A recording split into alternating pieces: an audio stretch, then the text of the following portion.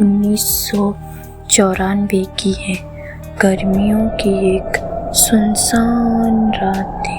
चारों तरफ सन्नाटा पसरा हुआ था और आसमान में चांद बादलों के पीछे छुपा था। माधव, जो अपने काम से देर रात घर लौट रहा था, उस वक्त अकेला उस पुरानी सड़क पर अपनी साइकिल चला रहा था। पूरी राह में सिर्फ उसकी 1994 साइकिल की पुरानी की एक चैन सुनसान की रात थी। चरक चरक की आवाज ही गूंज रही बात थी, 1994 की जो है। सन्नाटे को गर्मियों की एक और भी सुनसान रात भयानक थी। बना रही थी। रास्ते के किनारे अचानक माधव की नजर एक पुरानी मील के पत्थर पर पड़ी। उसे थोड़ा अजीब लगा, क्योंकि उस पत्थर पर लिखा शहर का नाम पूरी तरह मिटा हुआ था। माधव थिथक गया। उसे लगा शायद वो रास्ता भटक गया है। उसने इधर उधर देखा, पर उसे कुछ समझ नहीं आ रहा था। तभी थोड़ी दूर पर उसे एक धुंधली सी आकृति दिखी। एक आदमी खड़ा था, सफेद कुर्ता पैजामा पहने, सर पर अंगोछा बांधे और हाथ में एक पुराना सा थैला लिए। माधव ने राहत की सांस ली और सोचा कि शायद ये शख्स रास्ता दिखा दे।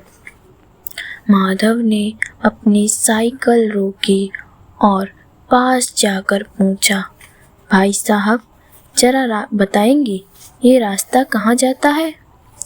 वो आदमी बड़ी धीरे से माधव की तरफ मुड़ा, पर जैसे ही माधव ने उसकी तरफ देखा, उसके शरीर में एक ठंडक सी दौड़ गई। उस आदमी के चेहरे पर कोई भाव नहीं था। उसकी आंखें बिल्कुल ठहरी हुई और पथराई हुई थी, जैसे उनमें कोई जान ही ना हो। वो कुछ नहीं बोला, बस माधव को तकता रहा।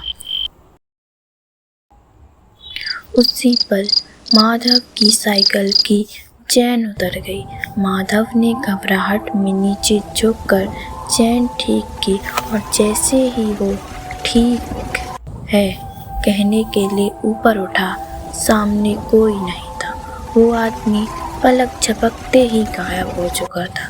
वहाँ न कोई परछाई थी, न कोई इंसान, सिर्फ हवा की सरसराहट और दूर से आती एक ऐसी डरावनी आवाज बाकी थी जिसने माधव का दिल दहला दिया।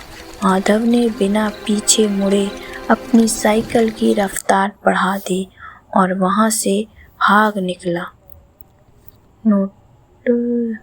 सीख, ये कहानी हमें याद दिलाती है कि कभी कभी सुनसान राहों पर हम अकेले नहीं होते।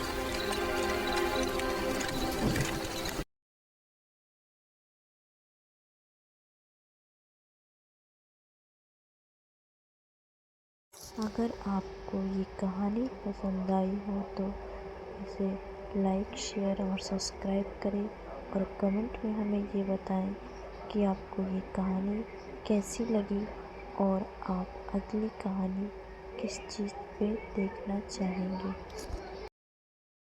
तो दोस्तों, मिलते हैं अगली कहानी में। तब तक के लिए अलविदा।